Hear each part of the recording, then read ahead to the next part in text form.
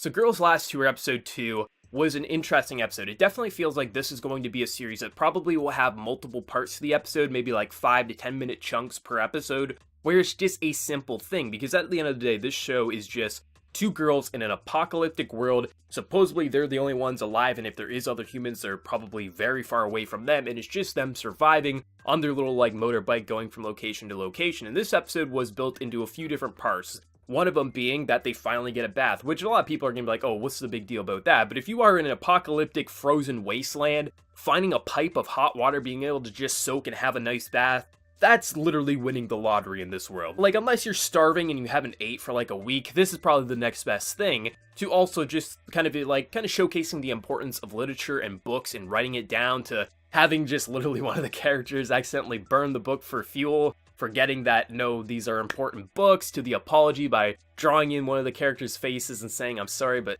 spelling sorry wrong, to just all the little things in between, like finally seeing what a fish is, because they've obviously never cooked a fish.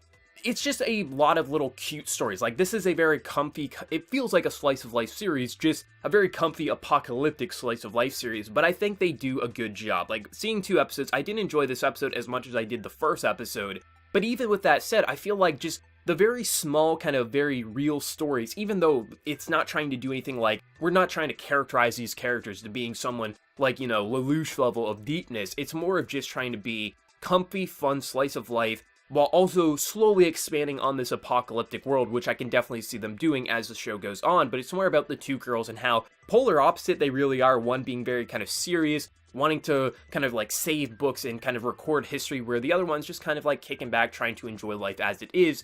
This type of relationship we've seen in plenty of anime, but it's nice to see it in a kind of apocalyptic setting because it gives it a little bit of a refreshness. I mean, it's just supposed to be a cute, comfy slice of life series. As you can see with the opening, like, it definitely wants to just be that. But I do expect we are going to build on the world as the show goes on, but I'm not expecting anything too crazy with development or characterization. More so, I'm just interested in seeing how these characters are going to grow over the 12 episodes that it's going to be, and see where they're ultimately going to end up by the end, if they will eventually maybe find civilization, if they are just going to be the last 2 people alive, and if they will go more serious down the line, which I'm not expecting, but if they do, that's perfectly fine too.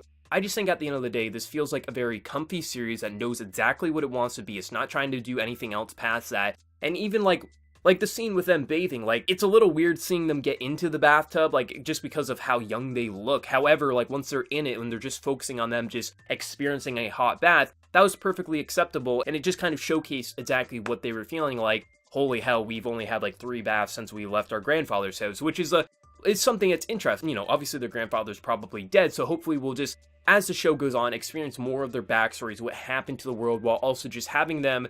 It's just this kind of like ignorance is bliss kind of thing, where it feels like these are just kids not really seeing the grand scale of things, like everyone seemingly is dead, this world is destroyed, but it's nice to have that child's mentality sort of feeling where even at the end of the world, you can still find some happiness as long as you have someone to experience it with. And I think that's the kind of charm and soul of this series, and I've been enjoying it for it. I also like some of the kind of more chibi animation they'll do, like when they're in the bath and their heads are kind of like shrinking and it's kind of like stretched out. I think they have some pretty funny facial animations that just really add to the charm of the show, and I'm enjoying it. Like, I think just overall, like, the sound department doesn't blow me away, the voice acting, the OST, things like that. Nothing really blew me away within this episode, but I think the visuals and the atmosphere is just perfect for a show like this, and I'm always interested in watching more of this show. I can't wait to see where it goes. It's not complex, it's not trying to be deep, at least not yet, but it knows exactly what it wants to be, a comfy apocalyptic slice of life, and I think they're doing a wonderful job so far. But let me know your thoughts. Are you enjoying this style of storytelling, or are you someone who's more interested in a